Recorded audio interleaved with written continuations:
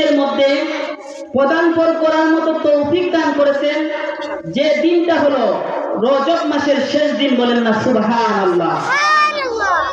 আজকের দিন শেষে মাগরিবের পর মুহূর্ত থেকে যে দিনটি আমাদের সম্মুখে উপস্থিত হবে সে দিনটা হলো শাবান মাস। বলেন না সুবহানাল্লাহ। তাছাড়াও আজকের যে দিনের মধ্যে আমরা অবস্থান করতেছি, তিরমিজি শরীফের হাদিস, আল্লাহ নবী মুহাম্মদুর রাসূলুল্লাহ সাল্লাল্লাহু আলাইহি ওয়াসাল্লাম এই দিন সম্পর্কে, এই দিনের মর্যাদা সম্পর্কে অসংখ্য অগণিত হাদিস বলে গিয়েছেন। এই দিনটা হলো আপনার গরীব দুঃখীদের জন্য হজের দিন। চিৎকার মেরে বলুন সুবহানাল্লাহ।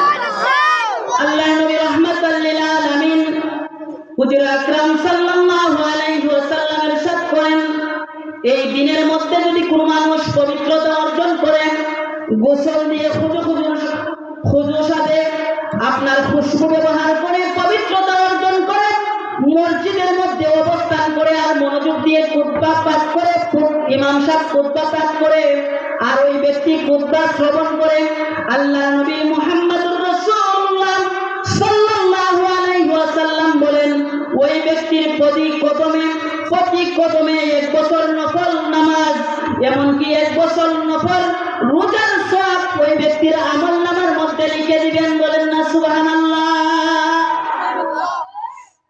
এই দিনে যদি আপনি ওযু গোসল করে পবিত্রতা অর্জন করে আতর সুগন্ধি ব্যবহার করে উত্তম জামা পরে ইমামের খুতবা শুনেন, আল্লাহর হাবিব বলেন 1 বছর নফল নামাজ, এমনকি 1 বছর নফল রোজার সওয়াব আপনার আমলনামার মধ্যে আল্লাহ সুবহানাহু ওয়া তাআলা লিখে দিবেন। বলেন না সুবহানাল্লাহ।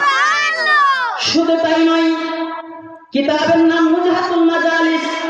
আল্লাহর নবী বলেন, এই দিনের মধ্যে আল্লাহ পাক রব্বুল আলামিন অন্ধকার কবরবাসীদের 6 লক্ষ কবরবাসী যারা জাহান্নামের মধ্যে আছে, যাদের উপর আযাব পতিত হইতেছে, আমার আল্লাহ পাক রব্বুল আলামিন এই দিনের বরকতে, এই দিনের খাতিরে 6 লক্ষ আপনার ঈমানদার যারা জাহান্নামের মধ্যে আছে তাদেরকে মুক্তি দিয়ে জান্নাতবাসী করে দিবেন। বলেন না সুবহানাল্লাহ।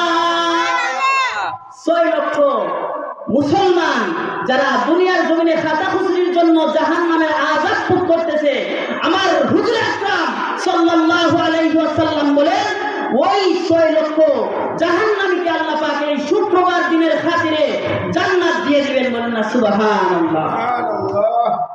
বাবাজিরা আমার, আজকে আমরা 4টা খুশি পাইছি। 1 নম্বরে আল্লাহর মাস আপনার রজব মাস, 2 নম্বরে আমাদের সম্মুখে শাবান মাস, 3 নম্বরে আজকে আমরা শুক্রবার দিনের মধ্যে অবস্থান করতেছি, 4 নম্বরে আজকে এই দেওপাড়াবাসীরা এত সুন্দর একটা মজলিসের আয়োজন করেছে, সেই জন্য আমরা খুশি না বেজার? বলে যদি খুশি হয়ে থাকি আল্লাহ পাক রব্বুল আলামিনের শুকরিয়া আদায় করে বলি আলহামদুলিল্লাহ।